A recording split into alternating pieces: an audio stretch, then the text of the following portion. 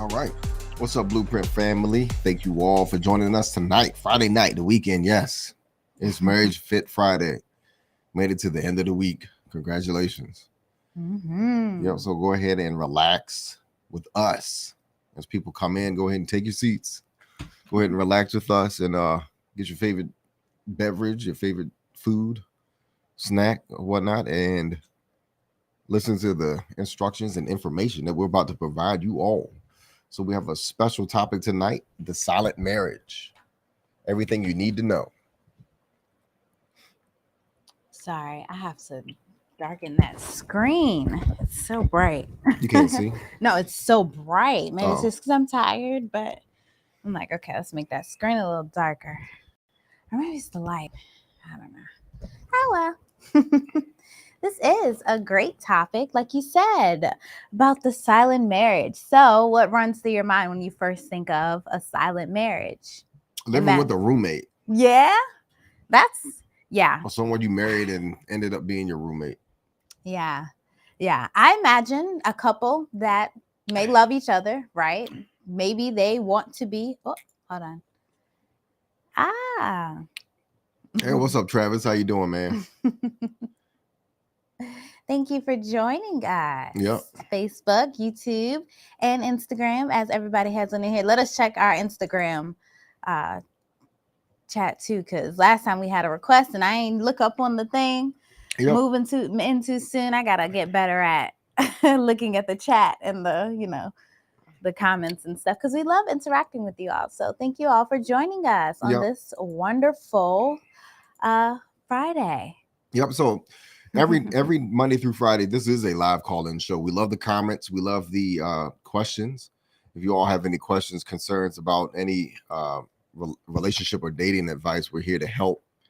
And then also too as well, video calls. We like video calls. We had a few of those, and then also topics. So if there's specific topics you would like for us to cover, then by all means, please put those up there in our chats, our DM messages, or what have you, and then we'll be more than glad to cover those topics as well. So welcome.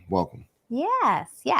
So, kind of like we were talking about a little bit before, that silent couple, right? So they may love each other very much, and they may love each other. Let me not put the very much in there yet, but hey, it could be, right, especially if you have children involved, right? But they, also may want to be married, but it seems like they're just going through the motions of life, right? So that may look like just sitting down at dinner every night and, not saying much. They're often very emotionally detached from each other. Mm-hmm. Just looks like they simply exist side by side. So this could be an example of a silent marriage. So like I said before, it's more so like, you're marrying someone and then you all end up being like, living like roommates. So it is a marriage where the couple has stopped communicating with each other. So you all have stopped communicating properly with each other. They may still love each other, maybe, but they don't know how to express it. So they may be afraid of conflict, or they may be simply drifting apart over time. Yeah. So believe it or not, this is very dangerous to any relationship. Yeah. And certainly a silent marriage, right? For the most obvious reason, because it will certainly more often than not lead to divorce, right? We always like to be aware of the implications of our actions. So when you're in a silent marriage, let's go over what makes it dangerous. And that's big. Silent marriages are definitely more likely to end in divorce than couples who just simply communicate with each other, because healthy communication is really what it's all about. Right. And then also too, silent marriages have an increased risk of, guess what? Infidelity. Yes. Mm-hmm. So when couples don't connect with each other emotionally, they may be more likely to seek out connections with other people. Yeah. Whether that's just simple communication, liking and, liking photos and DMs and all of that plays a part in social media. Mm-hmm. So you have the heightened risk of infidelity. Yep. You also have an increased risk of mental health problems. That is one that a lot of people may not think about. But when we talk about a healthy marriage, this certainly is supposed to have benefits to your mental well-being, which we always get into. We might hit on a little bit of that later, but silent marriages in general will lead to feelings of loneliness, isolation, and depression. And that is nothing that you want within your life, and certainly not within a marriage. You want the complete opposite, in fact. But, that is one of the consequences. Yep, and it can lead to an increased risk of substance abuse. Yeah. So couples may turn to alcohol and drugs and cope with the stress and loneliness of a silent marriage. Yeah. Or like spending a lot of time outside of the house drinking, like with friends, or like wanting to not be within your, own home, right? Because that's not actually where you find, your peace and your comfort. Yep. So silent marriages can cause an increased risk problems of dealing with health. Yeah. As well. So problems, this stress can lead to a variety of health problems such as heart disease, high blood pressure, stroke, etc. Yes, certainly. And that's unfortunate. Silent marriages will also certainly have a negative impact on the babies. So we always think about the children. When you're talking about a healthy marriage, it is certainly a benefit for the children. But children who grow up in silent marriages, they are also more likely to have those problems with communication because, they see it. That's not what they take in. That's programming, right? And they also may start to develop issues with being able to develop their own relationships or even mental health. That's big, especially nowadays. Mm-hmm.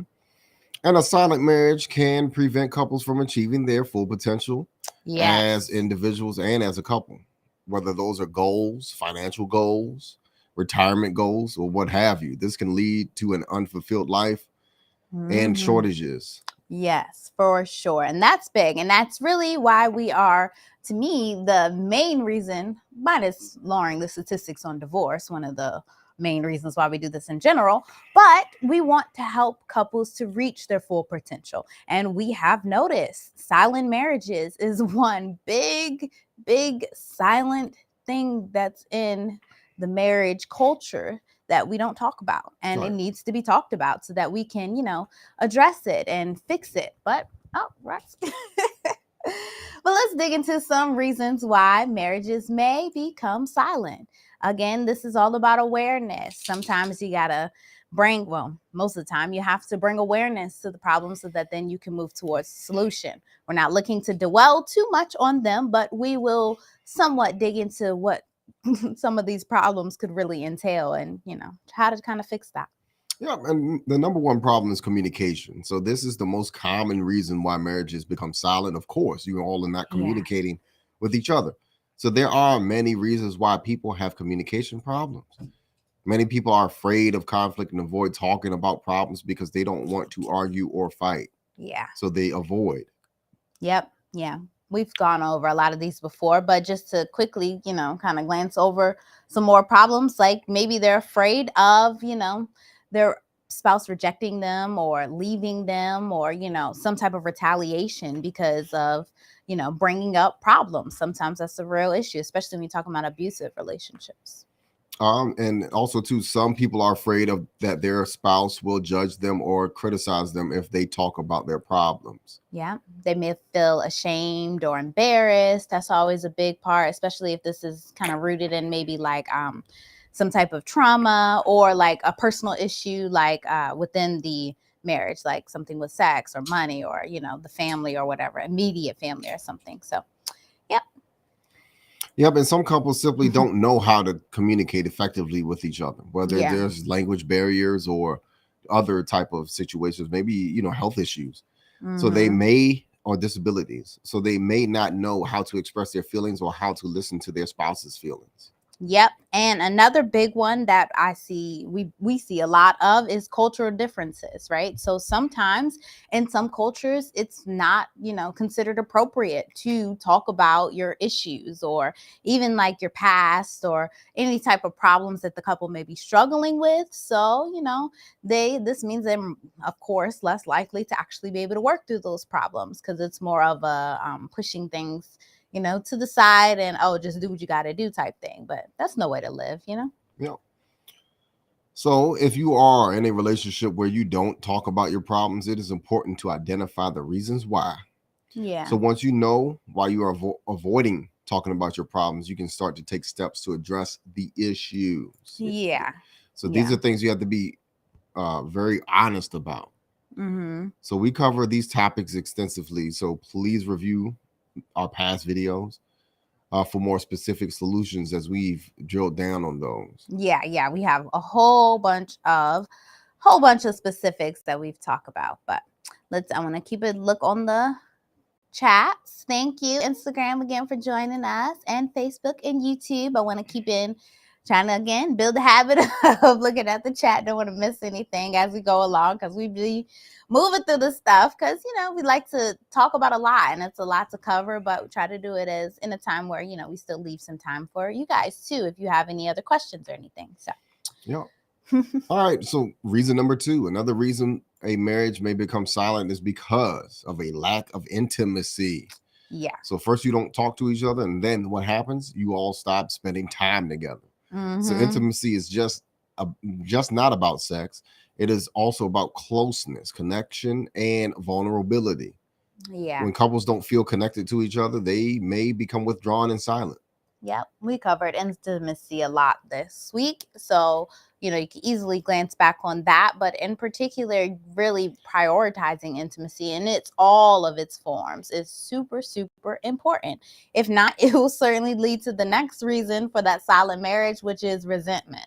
So that's a slow thing that will certainly build over time, especially when couples feel like their needs aren't being met within the relationship, or somebody's being neglected, or they feel like they're giving more than they're receiving. That can definitely lead to a breakdown in communication and your intimacy. So it's not the best thing to do. Yep, and resentment grows competition within the relationship. So beware of that. Mm-hmm. So number 4 is trauma. So in Yeah. many forms can have a devastating impact on a marriage. Yeah. Couples may struggle to communicate about their trauma, or may withdraw from each other as a way to cope. So make sure that you have your traumas in check prior to getting into a relationship. Yeah. That will lead to a better success rate overall in your marriage. Yeah. And then also too, the traumas that you may go through while you're married, right? Because no life is like 100% perfect, where we're exempt from pain or suffering or anything like that. It's kind of, sometimes what comes with life. So when that happens and your marriage goes through it, you want to make sure to, communicate that. Talk about that. We all have, I'm sure, seen some couple who have gone through some things and it just breaks them down, where the point where they just withdraw, like you said, or they don't connect. It causes them to fall apart. And a lot of that is because not knowing how to talk about that trauma, healthy ways of coping with trauma, healthy ways of communicating that. And that's really can, like you said, be stemmed from past trauma, especially if you didn't learn these things in childhood. Everything from our childhood is really our programming that we just run off of once we become adults. And then unless you're very deliberate about changing the automatic programming that you had in your childhood, it could be a really hard thing for you to break those ways of communicating, or dealing with your emotions, expressing yourself. So don't be ashamed of really bringing in help if you need help with this. That's something big in our community. We really have to get we really have to normalize bringing in help if you need it, and not just trying to go through things that are very devastating, especially for some couples, on your own. It's not fair to you, and certainly not to children or your family or anybody else who's involved with that breakdown as well. Yep. And then we have external stressors, such as financial problems, job stress, or family problems, can also take a toll on a marriage. Mm-hmm. So couples may become so focused on dealing with these stressors that they neglect their marriage. Yeah. Yep. When bills run high, we see that, times now when people, finances is a different financial environment that a lot of people are living in. So being able to adjust to that, especially if you have a family, or, if you were impacted from like COVID and the job loss during that time, or adjustments with jobs and all that time, a lot of the economic situation was definitely impacted by that. So gotta, really be able to manage that as well too. Yep. And then also too, the lack of commitment. So Yeah. when one or both spouses are not committed to the relationship, it can lead to silence and withdrawal. Hmm. Couples may also become silent if they are considering divorce as well. So Yeah. make sure that you are fully intentional on being married throughout the relationship, or Yeah. make sure that your spouse is as well. Yeah. Another one, I don't know, we kind of hit on it before, but just to piggyback on mental health issues again, depression, anxiety, PTSD, and all of that can really make it difficult for a couple to communicate and connect. So really be sure to address your mental health problems. Don't be ashamed or embarrassed about that as well if it's something dealing with that. So that's one of those silent ones too. So the mental battle was really within your mind, and you could be really going through it alone. So, yep. So let's dive deeper into some more signs of a silent marriage. So not talking about your problems, of course. So this is one of the most common signs of a silent marriage. Couples may avoid talking about their problems because they are afraid of conflict, or because they don't think about their spouse. They don't think their spouse will understand. Right. Yep. And then so another one is you don't talk about your day-to-day lives. So you just sit down at the dinner table very silent. You may come home from work and barely say a word to each other. You may not even bother to sit down and eat dinner together. Yeah.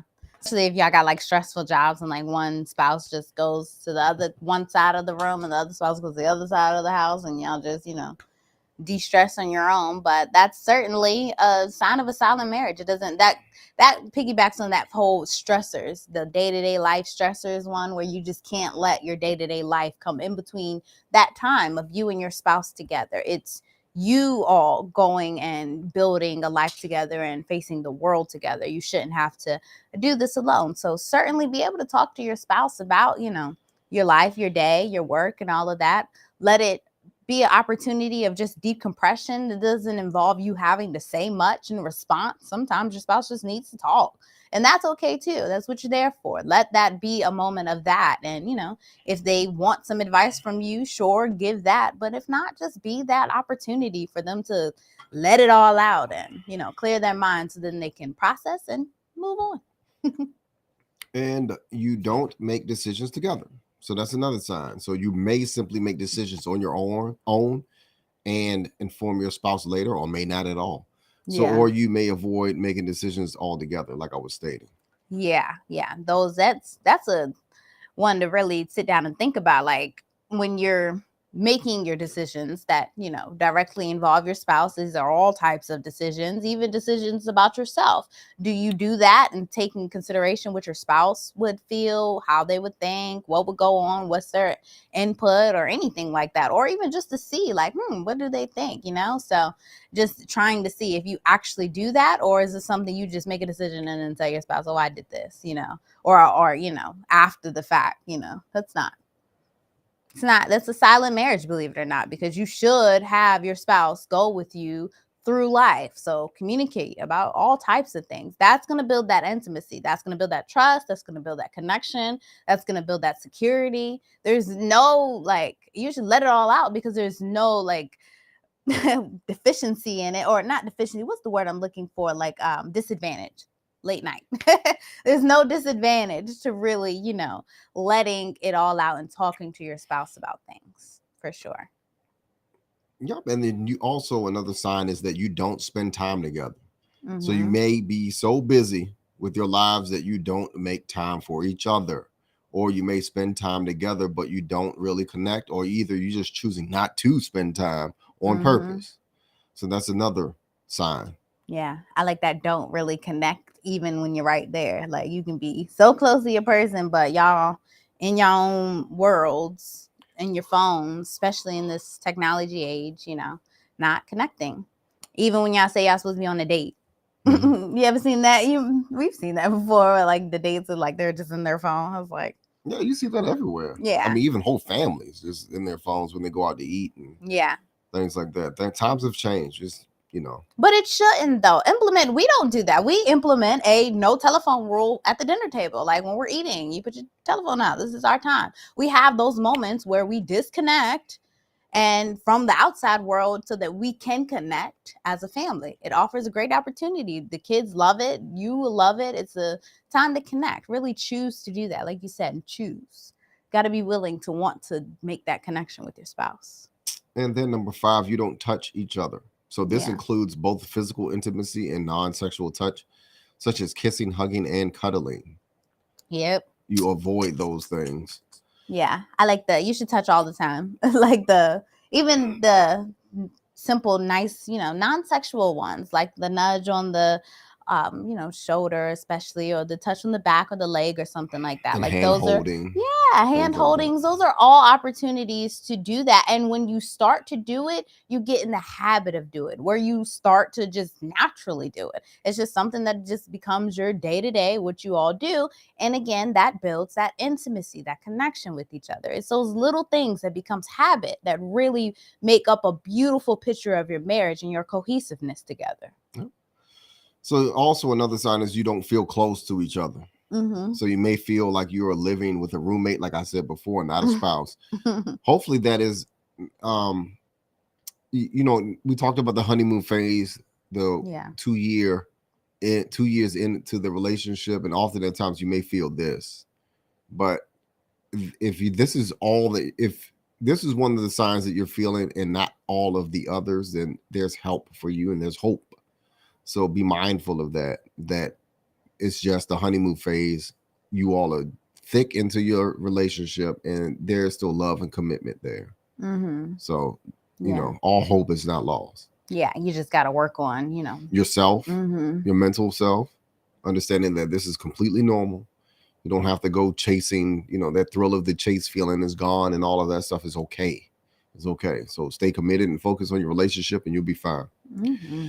So another sign is number 7, you feel lonely and isolated. So even though you are married, you may feel like you are alone in the world. Mm-hmm. You are that's horrible. That's a horrible feeling, being with somebody and then you still feel alone. Mm-hmm. You need to go seek help. I'm pretty sure we're going to remind them later that they need to get some help in that relationship. Mm-hmm.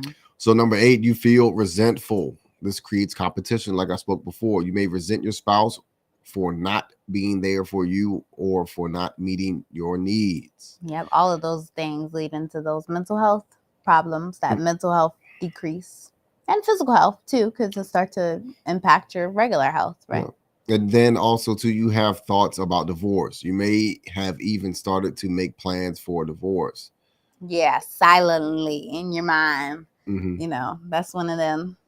You just pop up with divorce papers. Don't do that. Talk about things, And the next, you are unhappy in your marriage overall. So if you feel like you are trapped in a loveless relationship, then that is the last sign that we have for you all, that you are in a silent marriage. Yeah. It is important to note, though, that not all marriages are perfect. So you may, like you said, experience some of these throughout your time. Hopefully not the thought about divorce one. That one shouldn't really come up. But, you may not, always talk as much as you should, or sometimes things will happen where you may feel disconnected from your spouse.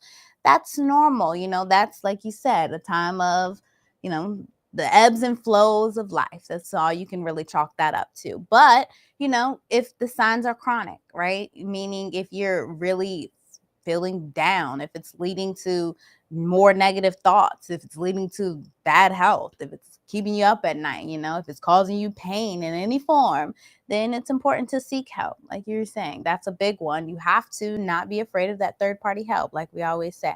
Of course, we are available for consultation. wifeconomics.com/schedule a consultation. If you are wanting to work with a happily married couple like us, it's always great to be in alignment of the results that you want. But we also encourage those to go out and vet a therapist near you, a counselor near you, another happily married couple near you, who you can garner some advice, some guidance on, whoever you can, to really help you through times if you really feel like you're in a silent marriage in particular. That's a big one. Don't try to do that on your own. But either way, you're on the right track by being here with us tonight and all these other nights that we drop some jewels on how you can turn this thing around. Yep. So let's give you some Help 10 healthier things that you can do instead of the 10 signs. So this is the Yeah. opposite. So this is actually what you need to be doing, and what like I said, opposite of what we just told you of what you're not supposed to be doing. So let's start. So these are the resolutions. Oh wait, let me check the Or the chat. I think now's a solutions. good time to check the chat. Check chat. And thank you all for joining us again on all of our platforms. Share this video out, and again, like Share and subscribe. yeah, on all of our different platforms that we have. You know, But Facebook, get going YouTube, in. Instagram. So number one, so this is what you need to be doing. Number one, instead of not talking about your problems, talk about them in a healthy and respectful way. So this means listening to your spouse's perspectives and trying to understand their feelings. It is also being willing to compromise and find solutions that work for both of you. Yeah, I would like to say and thoughts too, because for the man, it's important to understand the woman's feelings, but for the woman, it's important to understand your man's thoughts. Like, why is he thinking the way he's thinking? That's maybe leading to some behaviors that you notice, right? So just being able to tap in and see, like, why you think, what are you thinking about? Why do you think this way? And thinking of it as an opportunity to learn and not an opportunity to judge or blame or come down on each other, not as a time for that, but an opportunity for you to gain more information so that then you can compromise and work towards the solutions, like you were saying. Right. Because it's not a time for competition. It's a time to try to resolve your relationship, negotiate, and compromise what's going on to find a solution. So Right. you don't want to use this as an opportunity to blame, like my wife said, because that's going to get you back into arguing. And the whole thing is that you both love each other and you're trying to find a way to stay together. Yeah. Focus on that. Yeah, we have a lot of communication videos, but in particular, when I always think about when it comes to addressing your issues, try to get you all in a place where you're in a different frequency above the problem. Try to get you all to come to some type of centered space before you try to, work towards solutions. It's not, ideal to try to work towards solutions when y'all upset with each other. Have a moment to take that time to back up and be like, all right, let me cool down, let you cool down, let me find why I love you again, and then in that new space, right, that higher vibration, higher frequency, the new dimension of thought, you're able to then work towards solutions. I think a lot of issues come trying to find solutions when in your mind you're not even there, right? Your mind is still beating up on what your spouse did or upset about what your spouse did or resentful, your mind is still there versus in the other spot. So in another tip is, instead of not talking about your day-to-day lives, make time to talk to each other about your day. Yeah. So this could be during dinner, before bed, or even just for a few minutes in the car. Ask your spouse questions about their day and share what happened in your own day as well. So care to ask those questions. It really matters. Yeah, make a note. If y'all have to set it, this may sound silly, but it's a great way to build a great habit. Set an alarm for just you in your phone to say, check up on my spouse, right? And then just go ask. If this is something you don't do, right? We're talking about this is something you don't even do. Just let that offer the opportunity to say, hey, how are you doing? Is there anything you need? Is there anything I can help you with? Right. How you feeling? And fellas, women love this. Women like this. Guys really not so much. We don't really care for that. They check in or whatnot, because we'll tell you if something's wrong. Yeah, right. And you'll see it. But for women, check up on your wife, check up on your girlfriend, your spouse or what have you, and make sure that they're okay and there's care to listen. If it's nothing more than that, often at times women just want someone to listen to them, and in particular if they're having a hard day. So be that sounding board there. Yeah, let it all out, right? Like it gives you, and look, the cool thing is if you allow this to be that moment where that, all right, I'm gonna make sure I reach out to my spouse, hit her or him up and give them this opportunity to let it all out, then maybe you avoid a big meltdown later on, when you don't feel like dealing with something like that. You're mentally not even wanting to do something like that. But because you've built in this time to do that, at whatever time feels good for you, it just offers that opportunity for you're both being prepared for, checking in on each other, seeing how you're going. Please make that a habit. That's a big thing. Yep. And also too, instead of not making decisions together, make decisions instead of not making decisions together, Yeah. make them together.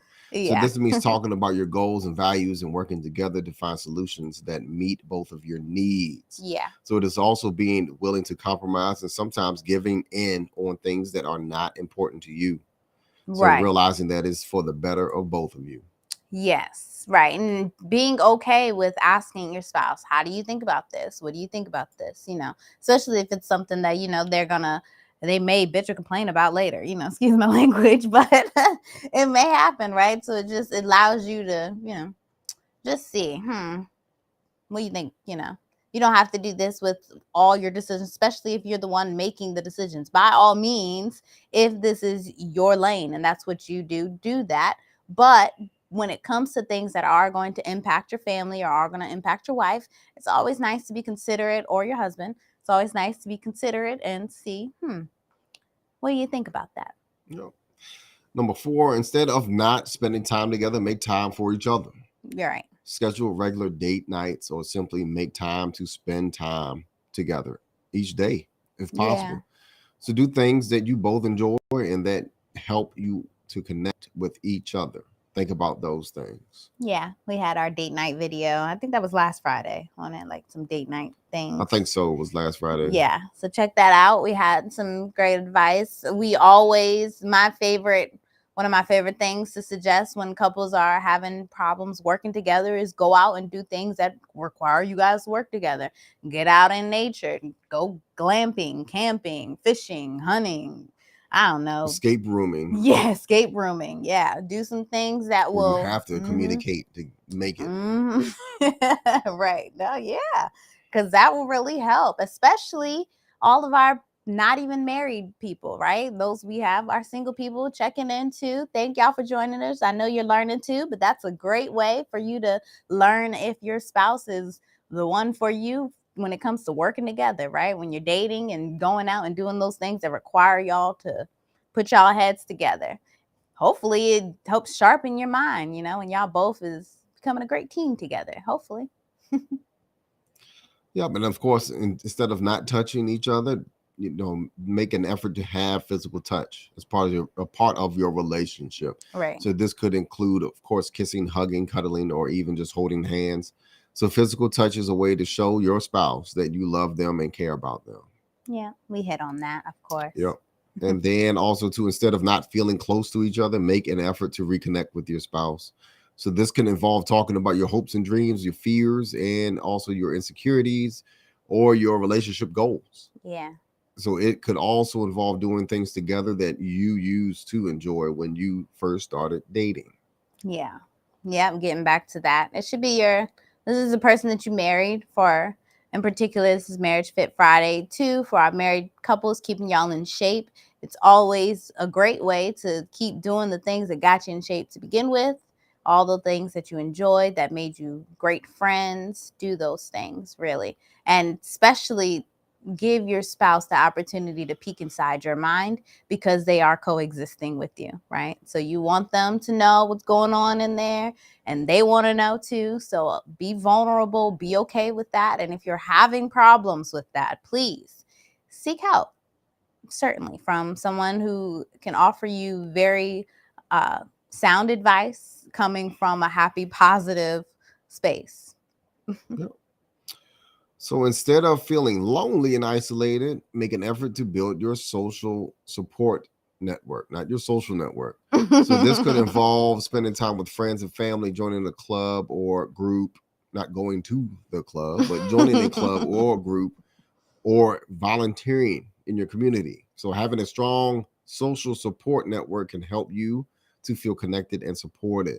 Yes, like-minded people, right? Right. That's what it's all about, because that helps you stay right on course of what you want to do and what you want to be. When I always think about kind of what we're working towards here, in particular with other countries who have arranged marriages, their divorce rate is like 6%. One of the main reasons why is because they have a strong support system behind them that's helping them, connecting with them, encouraging them, offering them assistance. All of that is a great, great benefit, especially when you're going through a tough time in your marriage. So please take the time to garner a good community around you. We all need that, especially in this day. Yeah. And then also next, instead of feeling resentful, talk to your spouse about your needs and feelings. So explain to them how their behavior is affecting you and what you need from them. Yeah. Be willing to listen to your perspectives and try to find solutions that work for both of you. Understand this is that if you try to do this and you're not living up to their expectations, realistic expectations in the relationship, this is not going to work for you, and it's not going to end well for you if you try to do this.